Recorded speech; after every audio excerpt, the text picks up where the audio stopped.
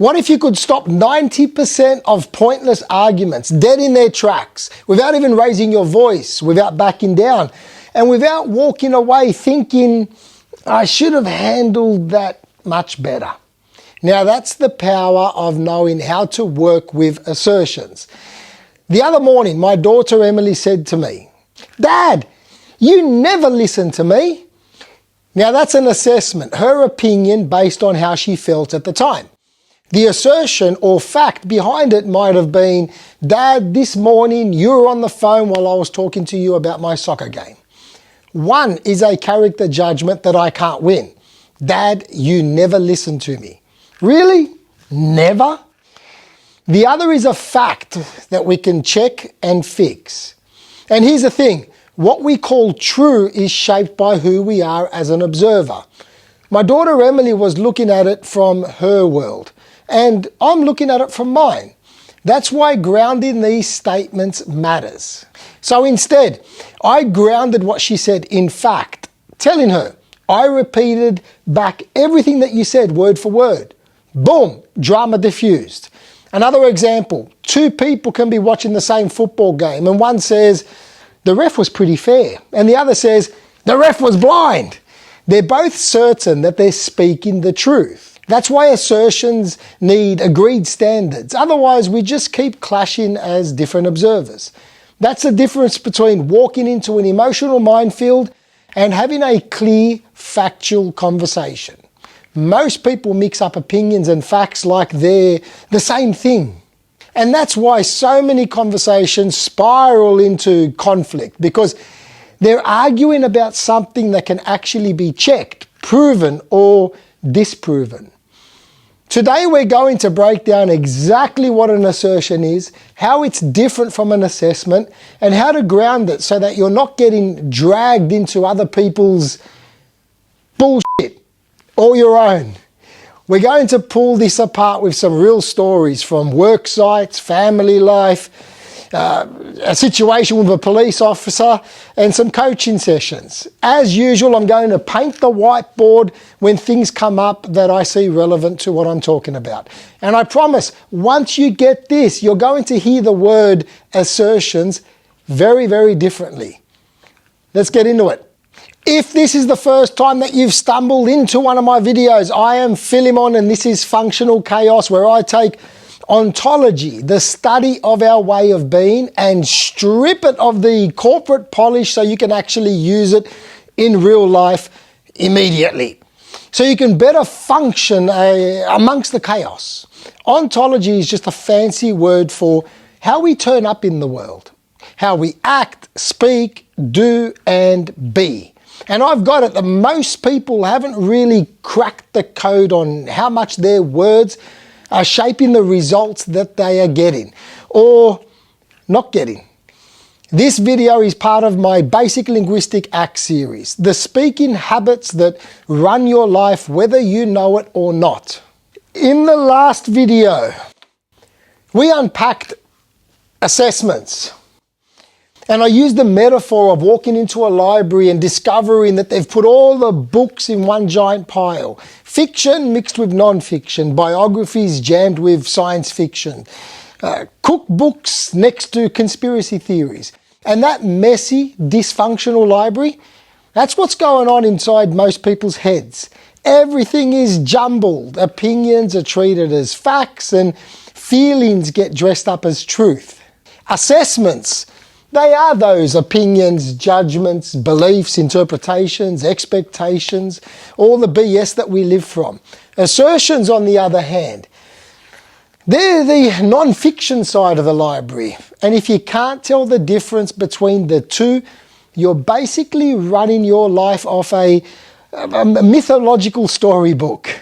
This is video number 8 of the series, and so far we've covered the introduction to it, requests, responses to requests, offers, promises, declarations, and a very, very detailed video on assessments.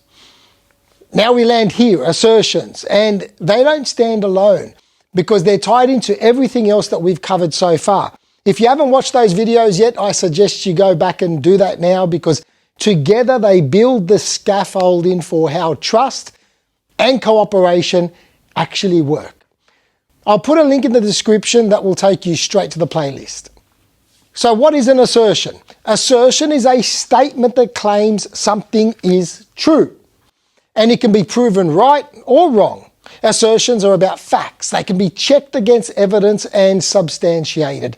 They're not how we feel about it. They're about whether something actually is or is not. Let's go through some examples. The meeting starts at 3 p.m, so you can check the calendar. The bridge is 200 meters long. Well, you can go and measure it. You haven't called me in 2 weeks. Well, we can check the phone records. It's all substantiated, all provable. It's what we call a truth claim, something you can back up with publicly available evidence. If you can't show it's not an assertion, it's just your opinion dressed up in a truth costume. I want to share a very important distinction between something being true and something being your truth. True is a fact anyone can check. Your truth is your interpretation, your perspective, your lived experience being projected onto other people or the world. And it can be very valuable, but it's not automatically provable. And this is where people get stuck. They collapse their personal truth with what is true. And once you do that, every conversation becomes a battlefield instead of a chance to connect. I had this come up the other day on X, formerly known as Twitter. Someone posted that old phrase, before you speak, let your words pass through 3 gates. Is it true? Is it necessary? Is it kind? Now, this has been doing the rounds for years. Then someone commented, I seem to go through the comments sometimes when I'm bored. Sometimes people need to hear the harsh truth. Now, I usually don't respond to this stuff, but I wanted to amuse myself. So I wrote, consider that it might be your truth, but not true. There's a difference. They didn't take it well, and they were obviously stuck in their truth. Now, there's an assessment for you. They had a rant, dug themselves a deeper hole. I may have poked them a bit. And then they realised that they were starting to look rather silly and then ended up deleting their comments. That's a different kind of breakdown, treating your opinion, staying attached to it, and then using it like a measuring stick without an agreed way to ground it. You're just trading viewpoints, not facts, and then staying radically attached to those viewpoints, often willing to die on your hill rather than investigate them. Let me geek out for a moment. Raphael Echeverria, whose work laid some of the foundations of modern ontological coaching, said it best. He said, assertions operate within an existing space of social agreement. The community creates a social space in which members can generate assertions based on these agreements. What does this mean in real life? Basically, what counts as a fact depends on the community that you are in. So think about it. Let's use some everyday examples. In the sporting community, facts show up as statistics. A striker's goal conversion rate, a basketballer's free throw percentage, a tennis player's unforced errors. Nobody argues with the stats. That's the evidence. In the legal community, what's considered true depends on the rules of evidence. In some courts, hearsay is out. In others, certain types are allowed. If the right procedures weren't followed, the fact doesn't stand. Let's move on to the scientific community. A discovery only counts if it's been tested, measured, and peer-reviewed. You can't just say, I saw it happen under the test tube. The scientific community has agreed rules for what counts as evidence for what is true. So when Echeverria talks about a social space of agreement, he means facts aren't floating around on their own. They only stand as facts because the community has agreed on the criteria. And that's why it's dangerous when someone starts throwing around the truth like it's universal. What's accepted as true in science might not hold in a courtroom. What's accepted as true in sport means nothing in a lab. So what's the key distinction? Something can be true inside a community's rules, but that doesn't automatically make it the truth with a capital T. Looking back on previous videos, without clear declarations, you don't know who has the authority to set the facts. Without clean assessments, you can confuse opinions with evidence. And without solid promises, your word has nothing to stand on if your assertions aren't trusted. I mentioned in the last video that assertions are the opposite of assessments. Add into that, I also said that they're not as mysterious or intoxicating. Facts are boring for most people. They don't create drama. They don't fuel intrigue, and they take the momentum out of gossip. This is why most people prefer assessments. They're juicier. They give you something to chew on, to share, to stir the pot with. So let's look at this chart here, and I want you to think about it. I'm going to share 3 scenarios, each with a fact and opinion and how it can be verified. Pay attention to which statement sounds more interesting. Has you lean in more with curiosity? Hearing someone at work say, "He's useless in meetings, he must be hiding something," is a lot more intriguing than the assertion, "He didn't speak during the last 2 meetings." And it's easy to confirm. Check the meetings, or check the minutes of the meeting. Or, "This city's going downhill." It's much more juicier than if you heard, "There were 5 break-ins reported last month." Once again, it can be verified by police reports. Or when someone whispers, "They're having marriage problems." It holds so much more ammunition for gossip than they raised their voices at each other twice at the party. Want to know? Confirm what others saw, or just ask them. Do you see how assessments grab your attention? They spark emotion, drama, and enable the story. The assertions, they're flat, factual, and way less exciting. And here's the catch. Even when you hear an assertion, your brain will still spin off an assessment, because that's just being human. We're wired to interpret, judge, and add meaning. The real problem comes when we don't keep that in check, when we share those opinions and judgments, all of those things, openly, or worse, intentionally use them to create and spread more drama, intrigue, and gossip. That's when assessments start running the show and assertions get drowned out. So you can see here just the way it runs. We got from drama in the assessment, and we move across here and we start seeing the facts. Great little exercise to do, because assessments aren't bad in themselves. They just need to be checked. Every single one of those examples could be grounded properly if you ran it through the 5-step process that I gave you in the last video. Very quickly, they are. For the sake of what? Why are you holding it? Number 2, what area of life does the statement relate to? What standards are you measuring it against? What facts can you offer to support it? Evidence for. Evidence against. What facts can be used as evidence against it? Now, I'm not going to run through each one, as it's already been done in great detail in the previous video. So if you haven't watched that assessments video, go back and do so. Otherwise, you may keep getting seduced by the gossip and drama instead of learning how to just cut through it. I love these 2 phrases. Assertions kill gossip and assessments fuel it. Assessments are sticky because they spark emotion, they create stories, and like I said, they spread. Assertions, they kill the fun for anyone who thrives on drama, and that's exactly why they matter. Assessments light fires, assertions put them out. And if you don't know the difference, don't be surprised when you find yourself standing in the ashes, because like I've been saying for many, many years, gossip is the currency of the poor. Poor thinking, poor attitudes, financially poor, just an overall poor frame of mind. In the last video, I mentioned how I'd done a very detailed breakdown of assessments. And it just, as a refresher, definitions of assessments. Now, they might be useful, but they're still a story. Assertions and assessments, they get tangled up. Remember the library? Because people often state an opinion as if it's fact. And that's why I love my speed in fine story, because unlike online debates like the one I had on X, it shows how quickly we can just cut through the noise when we've actually got evidence on the table. So not long ago, I had a police officer pull me over and say, "You were driving too fast for a 60 zone."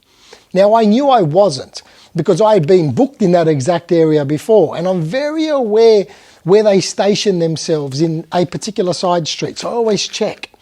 I also knew the incident was being recorded, so I politely disagreed, stating that I had just driven past and saw him there before I had to do a U-turn and go back because I did forget something at home. Now, it was true. I even described the yellow van that he was parked across from in this side street. If it was an assertion, it would have been provable with a radar gun.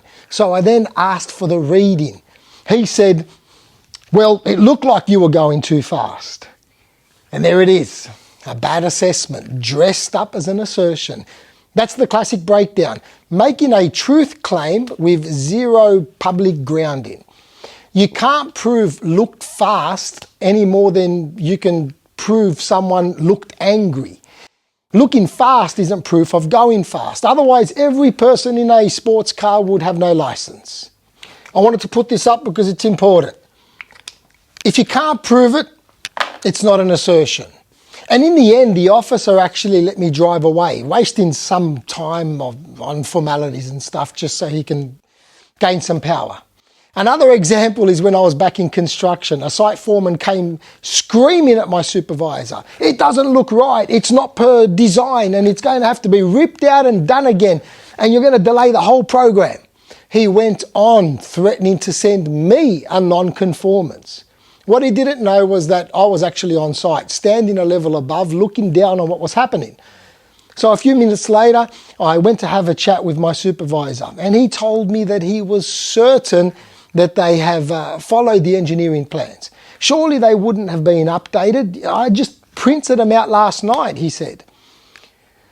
But because the foreman was so emotionally charged and certain, sure of himself, in his truth, and going off his head, my supervisor started to doubt himself. So we stopped all the guys working in that area. Now, I was known for always aggressively backing my team when they were on the receiving end of a wrong. So I stepped in. "Hey, let's go upstairs to the site office and check the latest engineering drawings." Turns out it was exactly to specification. The foreman was working off an old revision, one that had been superseded. And in his busyness, he grabbed the wrong revision and ended up looking like a dickhead. That's another common breakdown, relying on eyeballing instead of agreed and updated evidence. It's how jobs and relationships both end up over time and over budget. Back then, I wasn't as patient and eloquent with my words as I am now. And his incompetence and little public reaction burned 45 minutes of productivity with about 20 of our guys standing around doing nothing, waiting for instructions. All because of an assessment. It doesn't look right. It got thrown around like an assertion, like the truth. Fortunately, the project manager witnessed how we handled it, and he gave us some extra resources to catch up, along with some other nice incentives. Let's talk about grounding assertions. Because if you're going to make an assertion, you need to ground it, just like we did with assessments. You need to back it up with evidence. And there are 3 steps to grounding an assertion. Number 1 is to state it clearly. No vague language. Not with things like, I think, I believe, maybe, it seems. Number 2, present your evidence. What you saw, not what you felt. And number 3, provide or view the data records, the direct observations.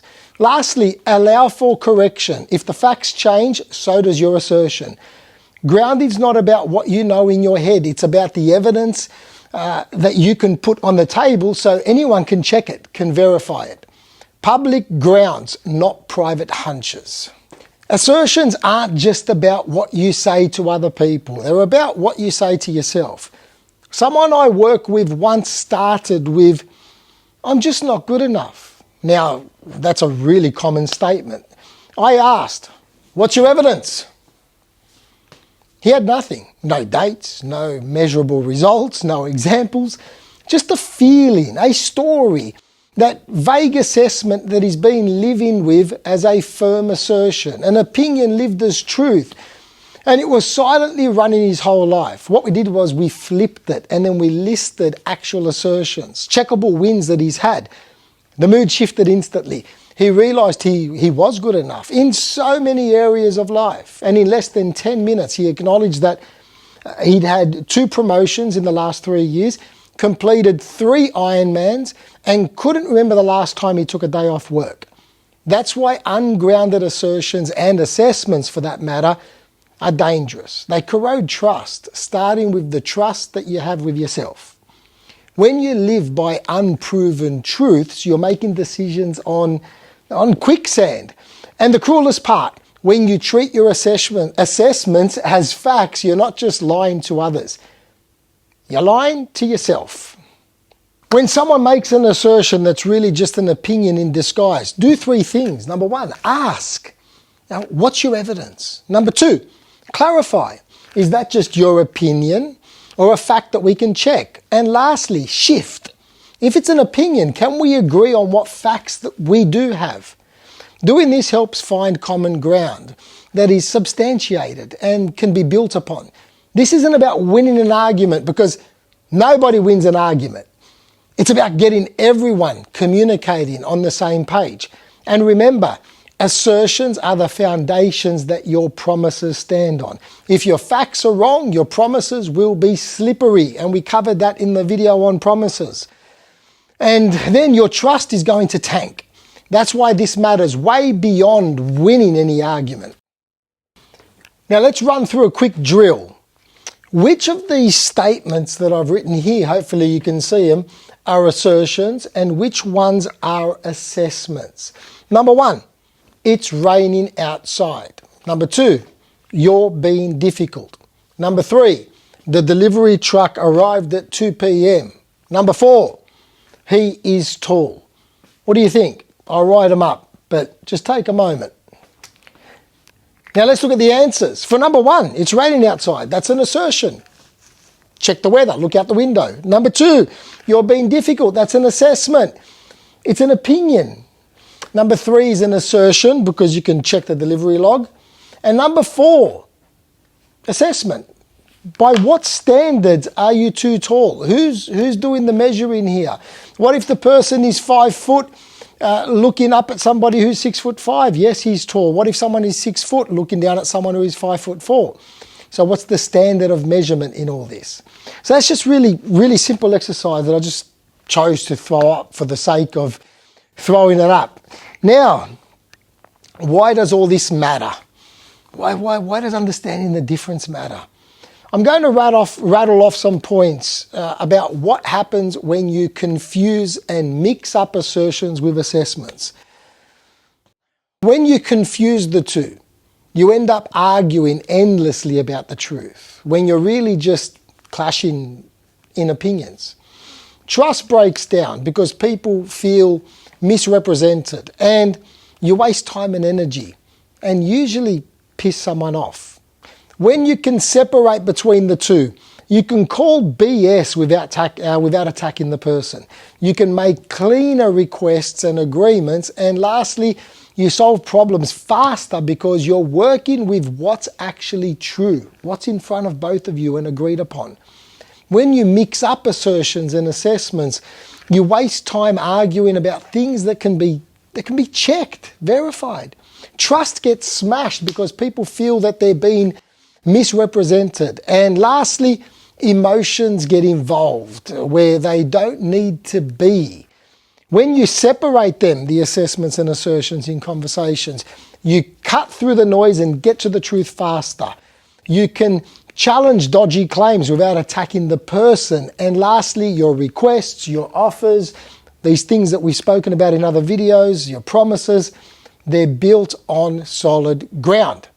Here are 3 common real-life examples that I'm sure you'll relate to, at least one of them. A manager at work says, "Our sales team is lazy." Ask him, what's the data showing about their call volumes or their follow-ups? In the family environment, your partner says, you never help out around the house. Ground it. Last week I cooked 3 nights and cleaned up twice. Is that the kind of help that you meant? In the arena of sports, the coach says, you're not putting in. Ask him, are you talking about my training attendance or my game day performance? Can you specify exactly where I'm not putting in? What does putting in even look like? So whether it's at work, at home, or in your own self-talk, understanding this shapes how you build trust and the clarity that you can create with people. Let's wrap this all up. Most people are walking around making assessments dressed up as facts, and it's a one-way ticket to mistrust, conflict, and crappy decisions. Learn to separate the two, and your conversations get clearer, your agreements get cleaner, and your relationships get stronger. An assertion is only as strong as the public grounds that you can provide for it. If you can't show your evidence, it's not solid. And if you keep building your commitments on ungrounded assertions, and assessments for that matter, it's only a matter of time before the structure collapses. Assertions aren't just for debates and legal arguments, they're the backbone of things like the promises you make, the trust you build, and the way people listen to you as a leader, as a parent, as a friend. Assertions aren't sexy. This video was even boring for me to make. They're not mysterious, they don't fuel gossip, and they're not entertaining. And they won't win you an audience at the lunch table. However, they're the foundations of trust. And without trust, nothing else you've learned in this series, all of those videos, will matter. So here's 5 questions I would like you to consider before the next video on trust. Number 1, how many of your current facts could you actually ground if someone asked you to? Number 2, where in your life are you relying on hearsay, memory, or assumptions and treating them as proof? Number 3, what's one important relationship that could improve if you cleaned up the difference between your opinions and your facts? Number 4, what's an assertion that you've been holding on to that might actually be wrong? And what would happen if you checked it?